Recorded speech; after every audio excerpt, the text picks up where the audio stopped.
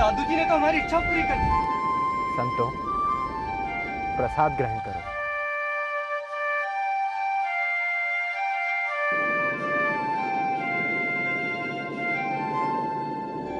दौसा से वापस बसी व आंधी ग्राम होते हुए आमेर पहुंचे। ईश्वर के दरबारी ब्रह्मा, विष्णु और महेश, संत सदगुरु के दरबारी उसके सेवक हैं। इन सेवकों का कद इतना ऊंचा है कि स्वयं ब्रह्मा, विष्णु और महेश और ईश्वर भी इनको रोक नहीं सकता। ईश्वर हमेशा इनकी मदद के लिए तत्पर रहता है।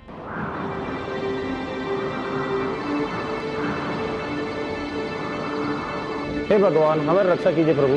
आप भी इसे कुछ बचाने की कोशिश तो कीजिए। हमारी तरफ से पूरी कोशिश है। हे मुनिवर जी, आप भी कुछ कीजिए। देखो, विपदा की इस घड़ी में संत दादू दयाल जी ही हमारी मदद कर सकते हैं। अगर हम सच्चे मन से उन्हें पुकारें तो वही मझधार में फंसी इस नाव को पार लगा सकते हैं। बोलो दादू जी महाराज, दादू जी महाराज, दादू जी महाराज, दादू जी महाराज, दादू जी महाराज। भगवान, आपके शरीर पे ये पानी कहाँ से आया? आप सब जन अपनी आंखें बंद करके ईश्वर का स्मरण करें। आप लोगों को अपने आप पता चल जाएगा ये पानी कहाँ से आया। सत्यनारायण।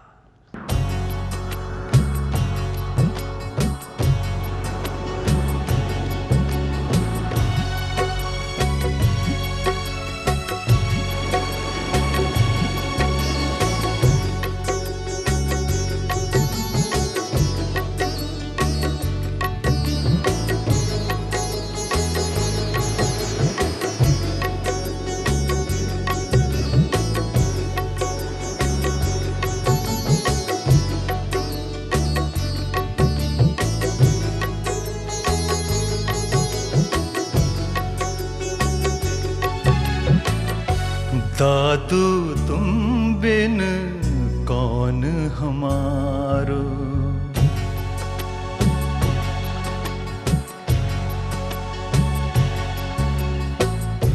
दादू तुम बिन कौन हमारो, तुम बिन दूजो कौन सहारो।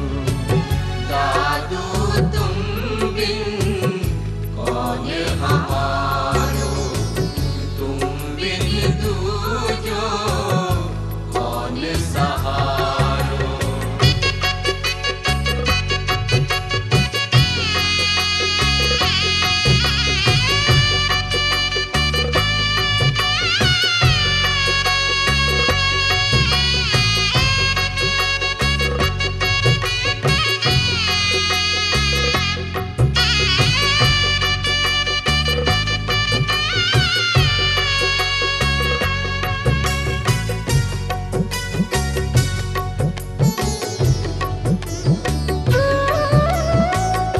बीच भंवर में नाव फंसी है, दलदल में तकदीर धसी है।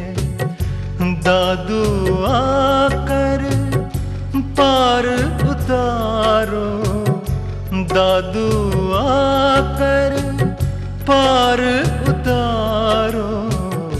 दादू तुम बिन कौन हमारो, तुम बिन दूजो कौन सहारो।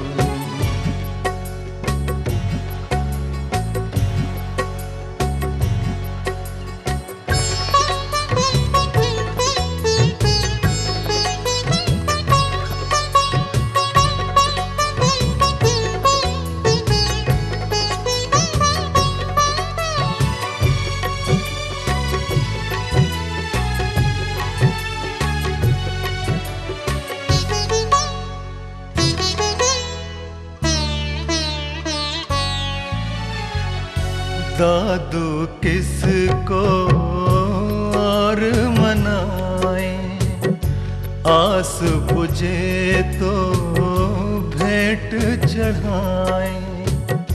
दादू चाहे साथ तुम्हारो दादू चाहे, साथ तुम्हारो दादू, तुम बिन कौन हमारो, तुम बिन दूजो कौन सहारो, दादू तुम बिन कौन हमारो, दादू तुम बिन कौन हमारो, तुम बिन दूजो कौन सहारो।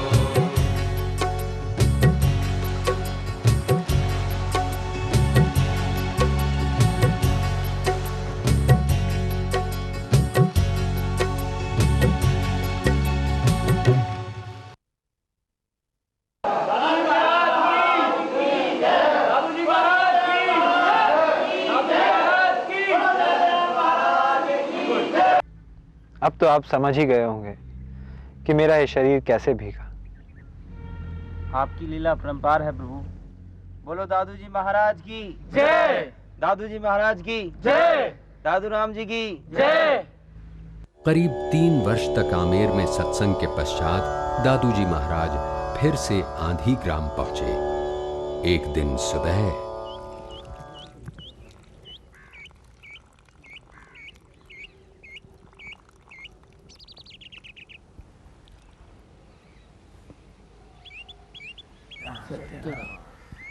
रज्जब जी, ये लोग कौन हैं और कहाँ जा रहे हैं? महाराज, ये आंधी गांव के निवासी हैं। अपना गांव छोड़कर मालवा जा रहे हैं। क्यों? ये अपना गांव छोड़कर क्यों जा रहे हैं? क्या करें महाराज, पूरा चतुर्मास बीत गया, बारिश की एक बूंद भी नहीं पड़ी। इनकी खेती सूखी जा रही है स्वामी। बेचारे अकाल का दिन निकालने के लिए अपने ढोर डंगर और बच्चों को लेकर मालवा जा रहे हैं। उनसे कहो कि इन्हें कहीं भी जाने की ज़रूरत नहीं है। ये लोग अपने अपने घर जाएं और ईश्वर का स्मरण करें। ईश्वर बड़ा दयालु है, वो इनकी पुकार अवश्य सुनेगा और 2-1 दिन में बारिश हो जाएगी। जो आपकी आज्ञा महाराज। मैं अभी इन्हें समझा बुझाकर इनके घर वापस भेज देता हूँ। ए भाइयों रुको, ए भाइयों रुको। हे प्रभु दीनदयाल, आपके अंश रूप प्राणियों को वर्षा के बिना अति कष्ट हो रहा है। आपके यहाँ मेघों की कोई कमी नहीं है। इस दुष्काल को नष्ट करके इन निरीह प्राणियों का उद्धार करो प्रभु, उद्धार करो। दादू जी की कृपा से उस साल आंधी ग्राम में जमकर बरसात हुई और अच्छी फसल हुई। अपना कुछ समय इस गांव में गुजारकर दादू जी फिर से आमेर पहुंचे। आमेर में दादू जी ने करीब 14 साल गुजारे। आमेर नरेश भगवान दास के स्वर्गवासी हो जाने के बाद उनके बेटे मानसिंह को गद्दी पर बैठा दिया गया। मानसिंह के गद्दी संभालने पर नगर के सभी गणमान्य लोग उनका सत्कार करने दरबार में गए, मगर दादू जी अपने भक्तों के बीच लीन रहे। देखा महाराज आपने, आपके राजा बनने पर राज्य का हर छोटा बड़ा नागरिक आपको बधाई देने आया, साधु संत आपको आशीर्वाद देने आए, परंतु वो ढोंगी और पाखंडी दादू आपके दरबार में हाजिर नहीं हुआ। बात तो आपके गौर करने लायक है। मालिक, उसका ये व्यवहार राज्य के सम्मान के विरुद्ध है। उसकी देखा देखी राज्य के अन्य नागरिक भी बिगड़ जाएंगे। यही नहीं महाराज, वो हिंदू और मुसलमानों का एक समान मानता है। उनके आश्रम में साधु के मरने पर वो उसका दाह संस्कार नहीं करवाता, बल्कि जानवरों को खाने के लिए उसे जंगल में छुड़वा देता है। बात तो आपकी सही है। मुझे एक बात बताएं, आखिर आप लोग चाहते क्या है? आप उसे इस राज्य से बाहर निकाल फेंकें। इस तरह का ढोंगी और धर्महीन व्यक्ति का अपने इस राज्य में रहना खतरे से खाली नहीं है। ठीक है, हम आपकी बातों पर विचार करते हैं और शीघ्र ही जाकर दादू जी महाराज से मिलते हैं। कहिए राजन, यहाँ कैसे आना हुआ? आपको तो ये पता ही है कि पिताजी के देहांत के बाद इस राज्य के राजा के रूप में हमारा राज्याभिषेक हुआ है। हाँ, सत्संग में आने वाले कुछ भक्तों ने बताया था। इसके बाद भी आप हमें बधाई देने और आशीर्वाद देने हमारे दरबार में नहीं आए। इसके लिए हमें परमपिता परमेश्वर ने आदेश नहीं दिया। अगर उनकी आज्ञा होती तो हम अवश्य आते। हमने सुना है कि आपके यहाँ अगर साधु संतों का देहांत हो जाता है तो आप उनका दाह संस्कार नहीं करके उनको जंगल में डलवा देते हैं। बिल्कुल सही सुना है आपने, क्योंकि संतों और शूरवीरों का शव तो जंगलों में या खुले मैदान में जानवरों के लिए ही छोड़ा जाता है। उनके शव को जलाने या गाड़ने की आवश्यकता नहीं होती, इसीलिए हम उनका पवन संस्कार कर देते हैं। आप बिल्कुल सही कह रहे हैं गुरुदेव। आज आपकी बातों से मेरे ज्ञान में जो वृद्धि हुई है, इसके लिए मैं आपका सदा आभारी रहूंगा। अब मुझे जाने की आज्ञा दीजिए प्रभु। मैं आपसे मिलने के लिए फिर आऊंगा। मेरी एक बात का ध्यान रखना। कौन सी बात महाराज? लोगों की बातों में आकर अपनी बुद्धि को दूषित मत करना। ठीक है महाराज, मैं आपकी बातों का हमेशा ध्यान रखूंगा। जाइए, ईश्वर आपका भला करे। प्रणाम गुरुवर।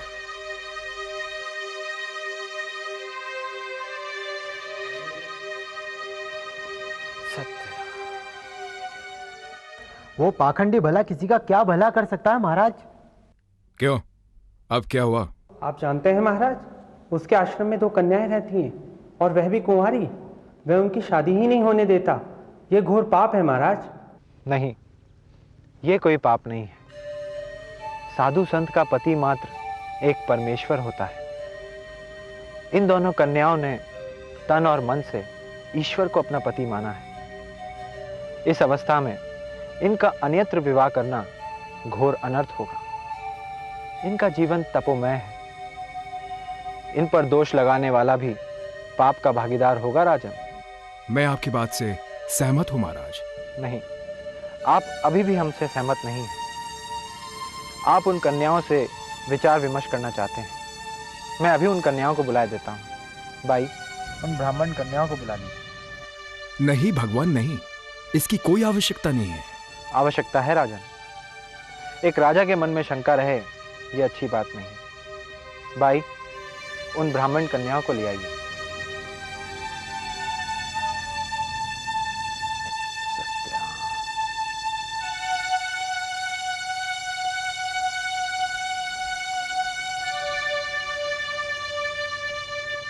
आपने हमें बुलाया महाराज? आओ भाई, यह है राजा मानसिंह। प्रणाम महाराज। ये आपके विवाह को लेकर चिंतित हैं। 2 अच्छे राजघरानों से आपके लिए रिश्ता लेकर आए हैं। कहो, क्या विचार है आप लोगों का? हे राजन, विधाता ने जिस वर का विधान हमारे लिए रचा था, उस परम पिता परमात्मा का हम मन से वर्ण कर चुकी हैं। हमारा विवाह हुए तो 8 वर्ष हो चुके हैं। परमात्मा को पति मानकर उसकी भक्ति में हमने सांसारिक पापों को त्याग दिया है। शील संयम का स्नान करते हुए हम सदा ही शुद्ध रहती हैं। आपकी तरह दादूजी महाराज मेरे भी गुरु हुए। इस लिहाज से आप दोनों ही मेरी गुरु बहनें हुई। परंतु आपके प्रति मेरे मन में जो शंका उत्पन्न हुई, उसके लिए मैं आपका गुनहगार हूं और आपका चरण स्पर्श करके मैं आपसे माफी मांगता हूं। नहीं राजन, हमारे पांव छूकर हमें दोषी मत बनाइए। अगर आपको माफी मांगनी है तो हमारे गुरुवर से मांगिए। गुरुदेव। नहीं राजन, इस पूरे प्रकरण में आपका कोई दोष नहीं। हमें मालूम है कि हमारे निंदकों ने आपको फिर भ्रमित किया है। आप बेखौफ होकर राजकार्य कीजिए और अपना धर्म निभाइए। जी महाराज। सत्यराम। सत्यराम।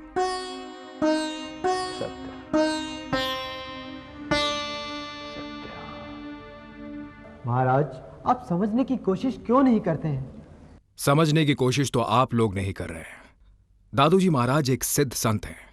ऐसे उत्तम पुरुष के बारे में आप लोगों के मन में ऐसे विकार लाना आप जैसे विद्वानों को शोभा नहीं देता। सरकार, आप तो एकदम भोले भंडारी। आप नहीं जानते किस प्रकार हर बार वो चालबाज आपको गुमराह करके वापस भेज देता है। आप इस रियासत के राजा होने के बावजूद दादू की प्रतिष्ठा को बढ़ा रहे हैं।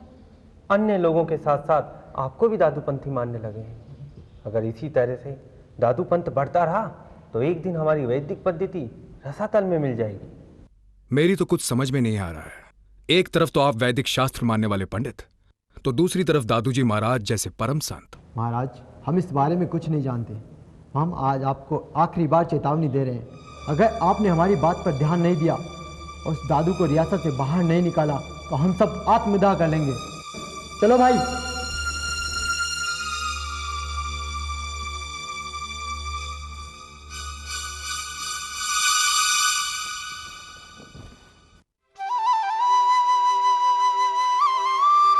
कहो राजन, इतनी सुबह सुबह कैसे आने का कष्ट किया? फिर कोई परेशानी आ गई है क्या? गुरुदेव, आप तो अंतर्यामी हैं, आप तो सब जानते ही हैं। हाँ राजन, यहाँ का ब्राह्मण समुदाय आप पर दबाव डाल रहा है। उनको हमारे यहाँ पर प्रवास करने से बेहद आपत्ति है।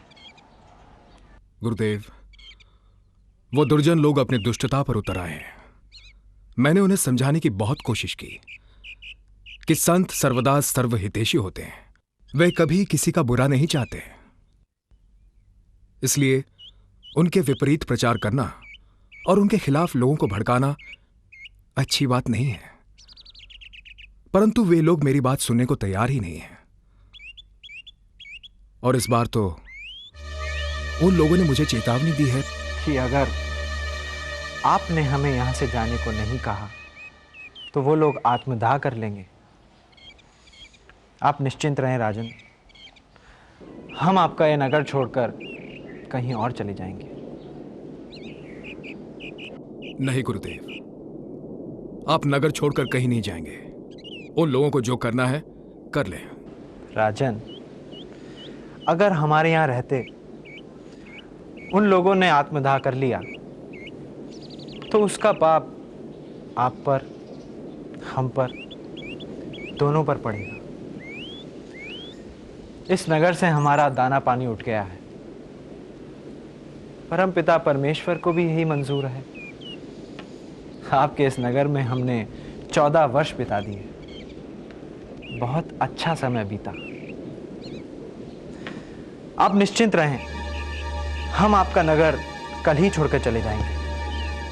गुरुदेव, मैं कैसे, किस मुंह से कहूं कि आप ये नगर छोड़कर चले जाएं?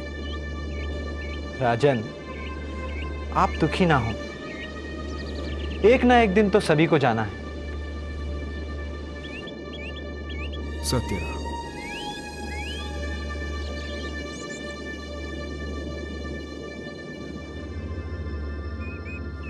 राजन, तुमने ईश्वर की भक्ति करने वाले सत्पुरुष दादू दयाल को सताकर ठीक नहीं किया।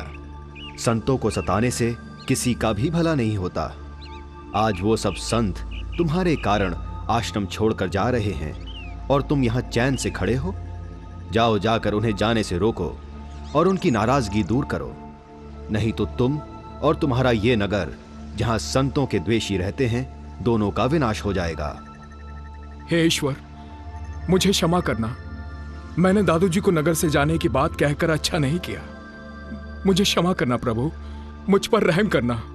मैं अभी दादू जी को रोकता हूं।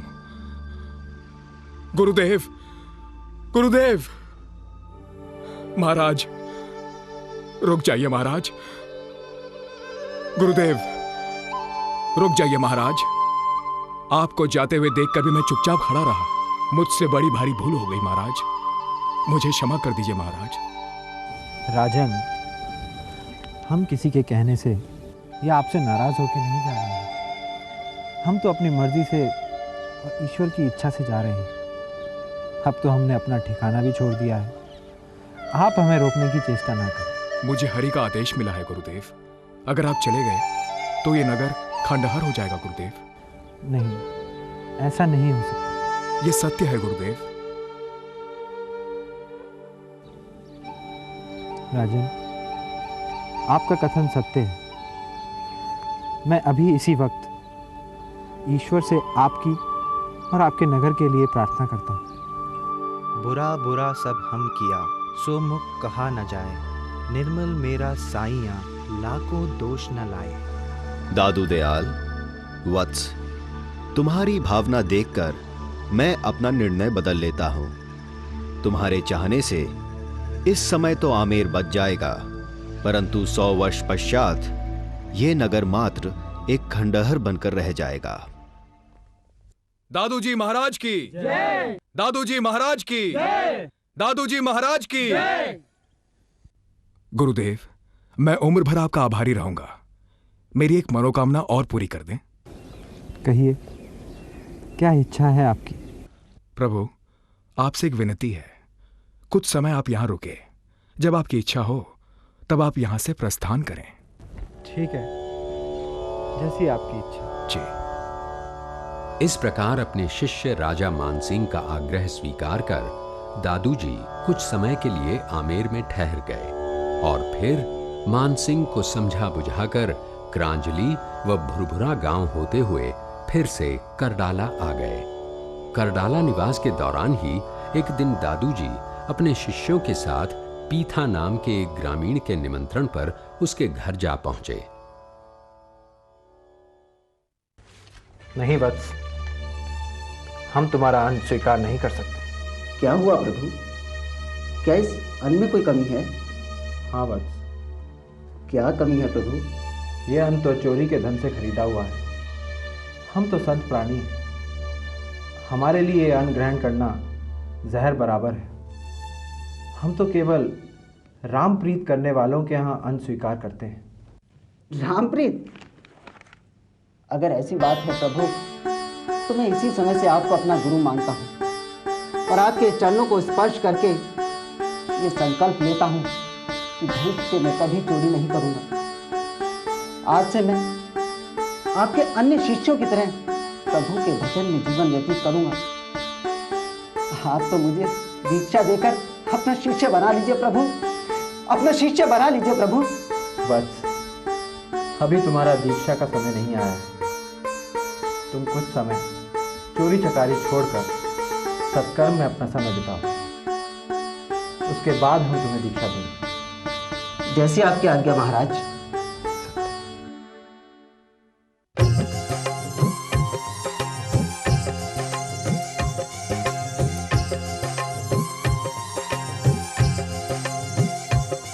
सत्यराम सत्यराम सत्यराम सत्यराम सत्यराम सत्यराम सत्यराम सत्यराम सत्यराम सत्यराम सत्यराम सत्यराम सत्यराम सत्यराम सत्यराम सत्यराम।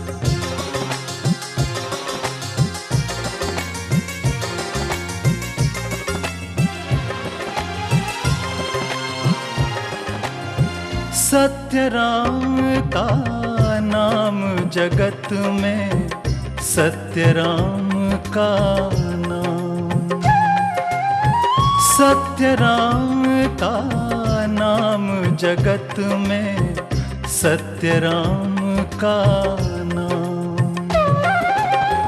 जो कण कण में व्याप रहा है, जो कण कण में व्याप रहा है, वो दादू का राम। सत्यराम का नाम जगत में, सत्यराम का नाम, सत्यराम का नाम जगत में, सत्यराम का नाम। कैसे याद किया? प्रणाम प्रभु। ये सब ढोंग करने की कोई आवश्यकता नहीं। ढोंग? नहीं प्रभु, ये ढोंग नहीं है। ये ढोंग नहीं है तो और क्या है? तुम हमें गुरु भी मानते हो और चोरी भी करते हो। चोरी? हाँ प्रभु, मैंने चोरी की है।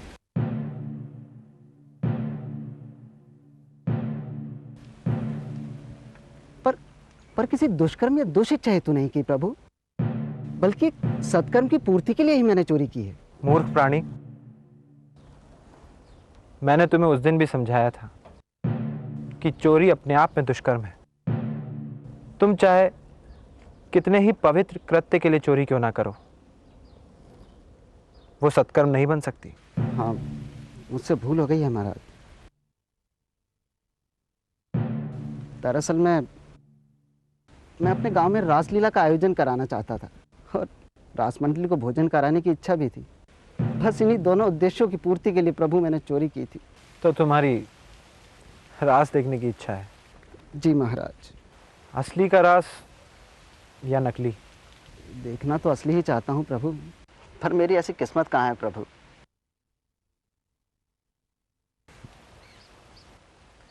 हम तुम्हें दिखाएंगे असली का रास। इनका धन इन्हें लौटा दो। हाँ प्रभु, धन तो मैं इन्हें लौटा दूंगा प्रभु, ये लो। पर प्रभु, आप मुझे सच का राज कब दिखाएंगे प्रभु? सायंकाल तुम पहाड़ी के शिखर पर आ जाना। जी प्रभु। हम तुम्हें वहीं मिलेंगे। जी।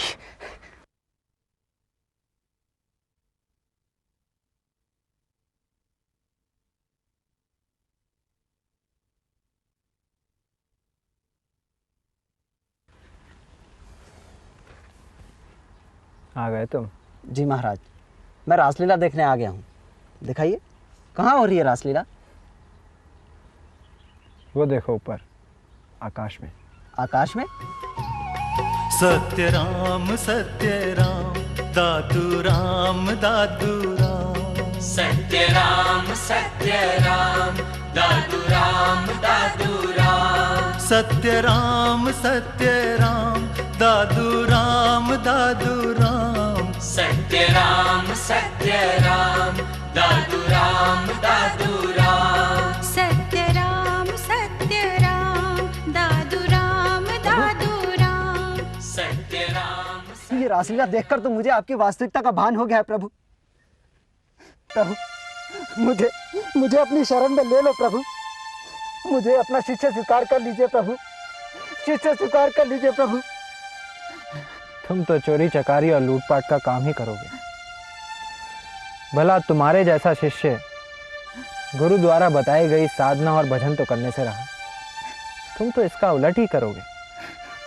गंगा जमुना उलट बहे, पश्चिम उगे भान। पीता चोरी ना ही करे, ये गुरु दादू की आद। प्रभु, मुझे अपना शिष्य बना लीजिए प्रभु। मुझे अपना शिष्य बना लीजिए प्रभु, शिष्य बना लीजिए। ठीक है, कल सुबह डेरे पर आ जाना। अगर प्रभु ने चाहा तो तुम्हारी इच्छा अवश्य पूर्ण होगी।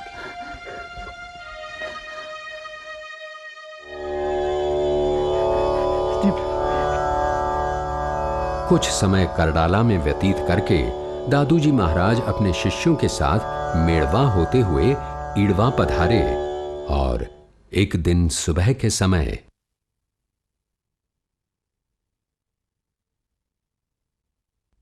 सत्यराम महाराज। सत्यराम। कहिए कान्हड़ जी, इतनी सुबह सुबह कैसे आना हुआ? रात्रि में अचानक आपसे मिलने का विचार मन में आ गया, सो चला आया। ये तो आपने अच्छा किया। ये आप क्या ले आए? रास्ते में आते वक्त एक हरी इमली का वृक्ष नजर आ गया, उसी वृक्ष से एक दातून में आपके लिए तोड़ लाया हूं। ये आपने अच्छा नहीं किया। इतने हरे भरे वृक्ष की आपने टहनी तोड़ दी। चलिए, जब आप ले ही आए हैं तो इसका सदुपयोग करना चाहिए। अच्छा।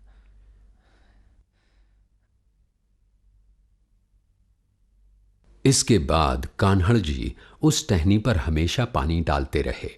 देखते देखते दातून की वो टहनी इमली का विशाल वृक्ष बन गई, जो आज भी विद्यमान है और हर साल दीपावली पर यहां विशाल मेला लगता है। वहां से दादूजी मोरटा पहुंचे। यहां दादूजी ने काफी समय रहकर साधना की। एक दिन इसी स्थान पर साधना के दौरान दादूजी को परमपिता परमात्मा की आवाज सुनाई दी। वत्स, जिस कार्य हेतु तुम्हें इस भूलोक में भेजा गया था वो अब पूरा होने को आया है। आज से ठीक 1 वर्ष पश्चात तुम्हें परम धाम को लौट जाना है। किस विचार में खो गए गुरुदेव? सूर्यास्त होने वाला है। हमें भी अब अपने धाम लौटने की तैयारी कर लेनी चाहिए। मैं कुछ समझा नहीं गुरुदेव। समय आएगा तो अपने आप समझ जाओगे। धाम लौटने की बात से याद आया, आज अपने आश्रम में अपने धाम के बारे में चर्चा हो रही थी। कैसी चर्चा? भक्त लोग कह रहे थे कि आपके नाम से हमारे संप्रदाय का कोई एक बड़ा धाम होना चाहिए, जहाँ हमारे पश्चात लोग आएं और हमारे पंथ की कार्यविधि को जानकर निर्गुण, निराकार, भक्ति के मार्ग पर चलने की प्रेरणा लें। बात तो तुम उचित कर रहे हो, ऐसा धाम तो बनना चाहिए। अब सवाल यह उठता है कि यह धाम बनाया कहाँ जाए गुरुदेव? तुम्हें इस बारे में चिंता करने की कोई आवश्यकता नहीं। ईश्वर इस बारे में निर्णय लेकर किसी ना किसी को यह कार्य करने की प्रेरणा जरूर दे देगा।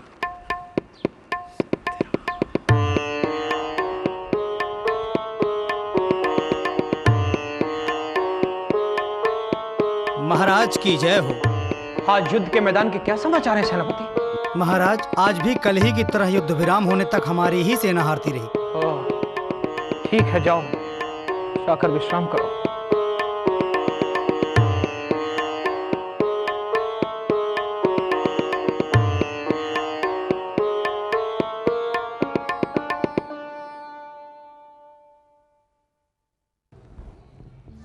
समझ में नहीं आ रहा कि इस युद्ध में हमारी जीत कैसे होगी। तुम संत प्रवर श्री दादूजी महाराज को अपनी रियासत में लाकर नारायण नगर में उनके लिए धाम बनाने का संकल्प करोगे तो कल ही तुम्हारी विजय हो जाएगी। तुम्हारे सामने जो भी आएगा वह मारा जाएगा।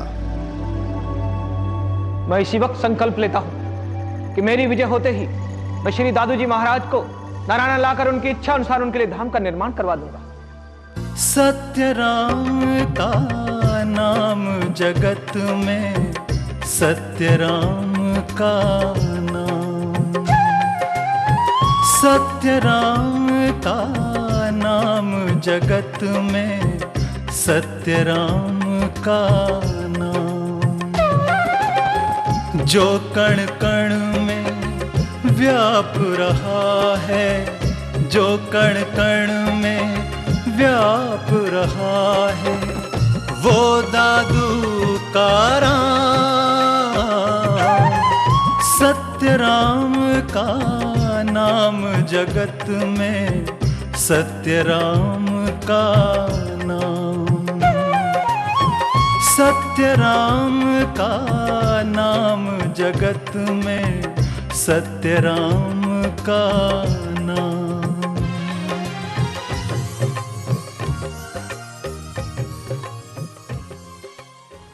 सत्य राम गुरुदेव। सत्य राम। महाराज, ये नारायण नरेश के भाई रायमल हैं। इनको राजा नरेश ने आपके पास भेजा है। नारायण नरेश चाहते हैं कि आप जल्द से जल्द नारायण पधार कर सत्संग करें और वहीं पर आपका धाम बनाने की इच्छा है। देखा आपने, ईश्वर किस प्रकार अपने भक्तों की पुकार सुनता है। और अगले ही दिन सत्संग के बाद दादूजी महाराज ने अपने शिष्यों के साथ नारायण नगर के लिए प्रस्थान किया।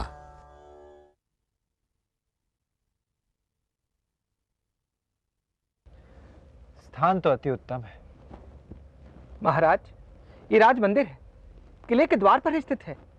राज परिवार के दूसरे लोग भी अधिक से अधिक आपका दर्शन पा सके, आपका सत्संग पा सके, इसीलिए आप सब लोगों की रहने की व्यवस्था यहाँ करवाई गई है। बाकी आप जैसी भी आज्ञा करें, आपकी इच्छा अनुसार स्थान निश्चित करके वही सारा प्रबंध करवा दिया जाएगा। आपने इतनी अच्छी व्यवस्था की है तो कुछ समय हम यहीं पर रुकेंगे, बाकी उसके पश्चात हरी इच्छा। महाराज, सभी संतों के लिए यहाँ भोजन की व्यवस्था करवा दी गई है। जैसी आप आज्ञा देंगे उसी तरह का भोजन तैयार करवा दिया जाएगा। उसके बारे में आप चिंता ना करें। हम तो संत लोग हैं, हम तो केवल सात्विक अन्न ही ग्रहण करते हैं। और हमारे गुरुदेव तो मुट्ठी भर दलिया ही पाते हैं। ठीक है महाराज, तो फिर दलिया ही बनवा दिया जाएगा। भोजन के लिए आपको कोई कष्ट करने की आवश्यकता नहीं है। भोजन के समय हमारे 2-4 संत गांव में जाकर भिक्षा ले आएंगे और उन्हीं भिक्षा से हमारे संतों को जिमा देंगे। ये संत आपके यहाँ भी जाकर भिक्षा ले आएंगे। भोजन को लेकर यही हम संतों का नियम है। साधु संतों के नियमों का मैं भी आदर करता हूँ महाराज। मैं आदर भाव से आपकी सेवा करना चाहता हूँ, हठपूर्वक नहीं।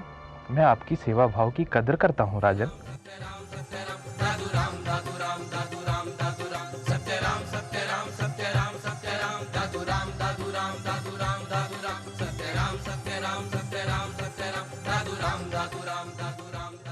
महाराज, इस नगर में आपका एक स्थायी धाम बनाने की बड़ी प्रबल इच्छा है। बस आपकी आज्ञा की देर है। आप जहाँ भी कहेंगे वही धाम का निर्माण हो जाएगा। हमारी आज्ञा से कुछ नहीं होने वाला। आज्ञा तो श्री हरि की होनी चाहिए। जब प्रभु की इच्छा होगी तो धाम भी बन जाएगा। विवेक बहुमूल्य पदार्थ है। एक प्रेमी ही सच्चा विवेकी होता है। हम हमारे सत्संग में इसी प्रेम को उत्पन्न करना सिखाते हैं।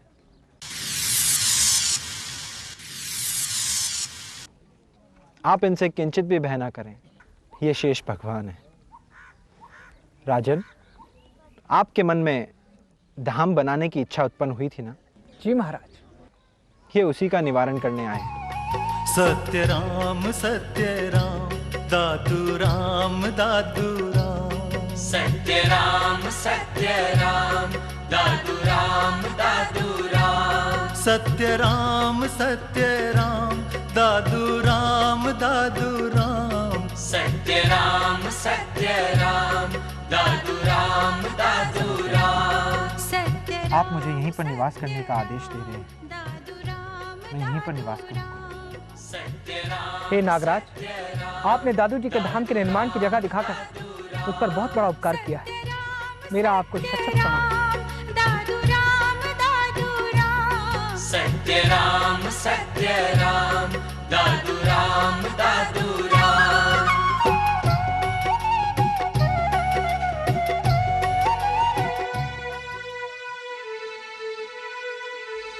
राजन, ईश्वर की आज्ञा यहाँ धाम बनाने की हो गई है।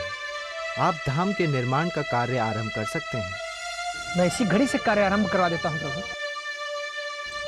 महाराज, एक जिज्ञासा सी है मन में। हाँ, पूछो। कल रात्रि को भजनशाला में कई संतों के साथ आपकी संगोष्ठी चल रही थी। मैंने उन संतों को वहां ना तो आते देखा और न ही जाते। वो पूर्व काल के ब्रह्म स्वरूप सिद्ध संत थे। वो आकाश मार्ग से ही आए थे और वहीं से ही चले गए। उसी लोक में तो हमें भी जाना है। इस गोष्ठी का कोई विशेष प्रायोजन था क्या महाराज? गोष्ठी के प्रयोजन के बारे में मैं बताने लगूंगा तो बहुत समय लग जाएगा। इतना समय नहीं है मेरे पास। संक्षिप्त में अगर कहूं तो वो लोग मुझे याद दिलाने आए थे कि इस धरा पर मेरा समय पूरा हो चला है। तो क्या आप? अभी समय है। मेरी बात का ध्यान रखना। मेरे जाने का शोक मत करना। आप लोग संत प्राणी हैं। अगर आप लोग ही मोह माया के जाल में फंसने लगे तो इस संसार का क्या होगा? जब आप जाने लगे तो हमें भी बता देना गुरुदेव। हर कार्य आपके दिशा निर्देशों द्वारा ही पूरा होगा।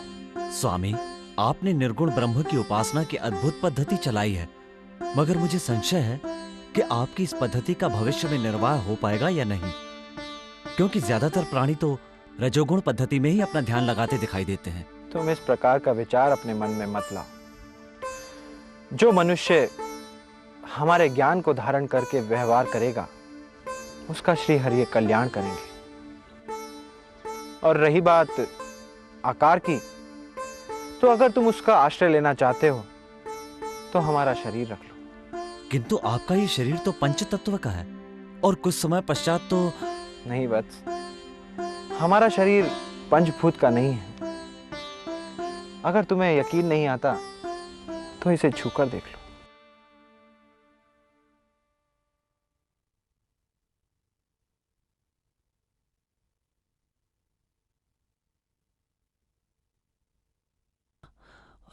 हे गुरुदेव, जब आपने अपनी योग शक्ति से इस शरीर को इतना विलक्षण बना लिया है तो आप और अधिक समय तक यहाँ रह सकते हैं। अगर आप और अधिक समय तक यहाँ रहेंगे तो हम भक्त लोगों का कल्याण होगा। हमारे चाहने या ना चाहने से कुछ नहीं होता। होगा वही जो श्री हरि चाहेंगे। उन्हीं की इच्छा से यह शरीर धारण किया था। अब उन्हीं की इच्छा से हमें पूर्व रूप में जाना होगा। इस प्रकार दादूजी के महाप्रयाण का दिन निश्चित हो गया। उनके महाप्रयाण वाले दिन एक अलौकिक पालकी वहां प्रकट हुई।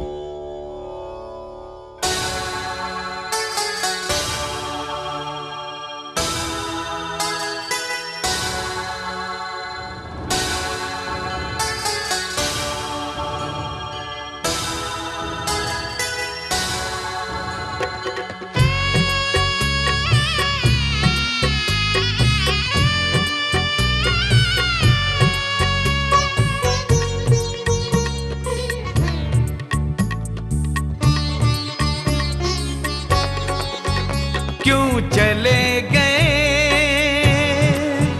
क्यों चले गए, क्यों चले गए, क्यों चले गए। धर्म प्रेम और दिव्य ज्ञान की, धर्म प्रेम और दिव्य ज्ञान की ज्योत जगा कर चले गए। क्यों चले गए, क्यों चले गए, क्यों चले गए, क्यों चले गए।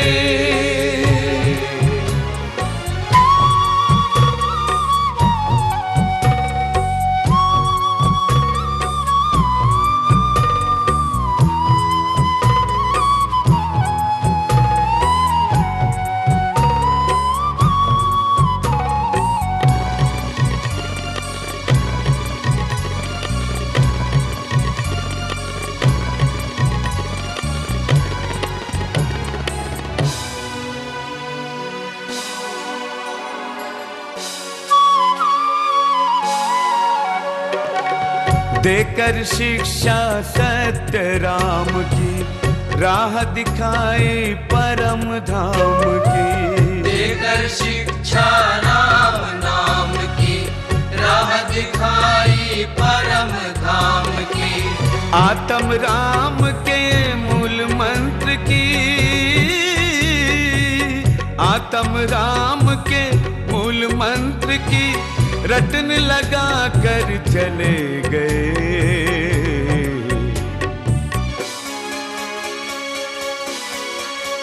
क्यों चले गए,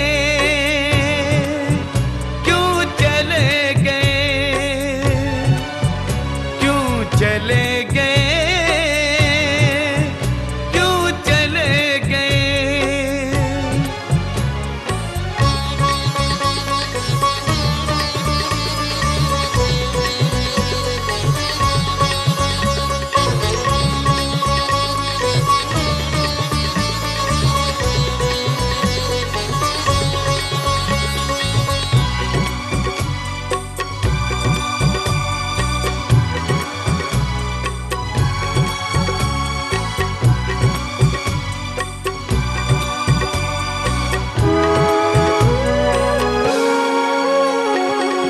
हाहाकार मचा भक्तों में, तू ही एक सहारा है,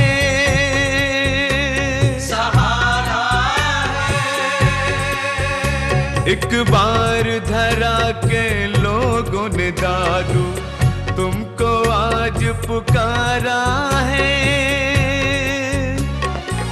दीन दयालु भक्त कृपालु छोड़ अधर में चले गए।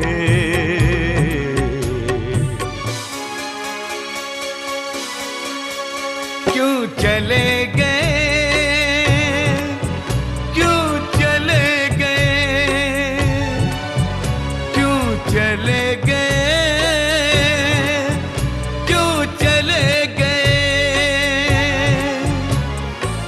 धर्म प्रेम और दिव्य ज्ञान की, धर्म प्रेम और दिव्य ज्ञान की ज्योत जगा कर चले गए।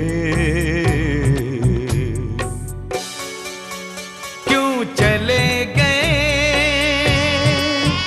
क्यों चले गए, क्यों चले गए, क्यों चले गए, क्यों चले गए, क्यों चले गए, क्यों चले गए,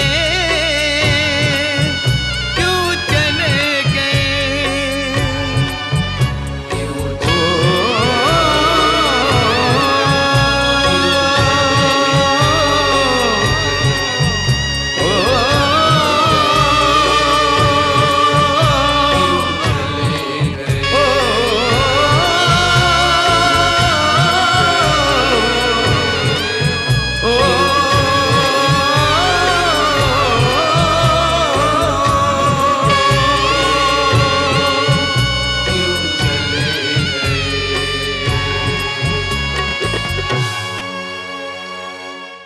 इस प्रकार श्री दादूजी महाराज अपनी दिव्य लीला को पूर्ण करके अपने परम धाम पधार गए।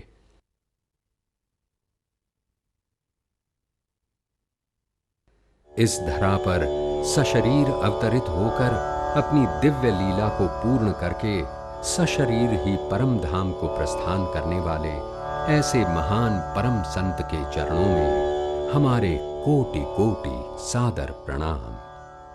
दादू राम, सत्य राम। यही विधि आरती राम की कीजे, आत्मा अंतर वार न लीजे। यही विधि आरती राम की कीजे, आत्मा अंतर वार न लीजे। तन मन चंदन प्रेम की माला, अनहद घंटा दीन दयाला। तन मन चंदन प्रेम की माला, अनहद घंटा दीन दयाला। ज्ञान का दीपक पवन की बाती, देव निरंजन पांचों पाती। ज्ञान का दीपक पवन की बाती, देव निरंजन पांचों पाती। आनंद मंगल भाव की सेवा, मनसा मंदिर आत्म देवा। आनंद मंगल भाव की सेवा, मनसा मंदिर आत्म देवा। भक्ति निरंतर मैं बलिहारी, दादू न जाने सेवा तुम्हारी। भक्ति निरंतर मैं बलिहारी, दादू न जाने सेवा तुम्हारी। सत्य राम, सत्य राम।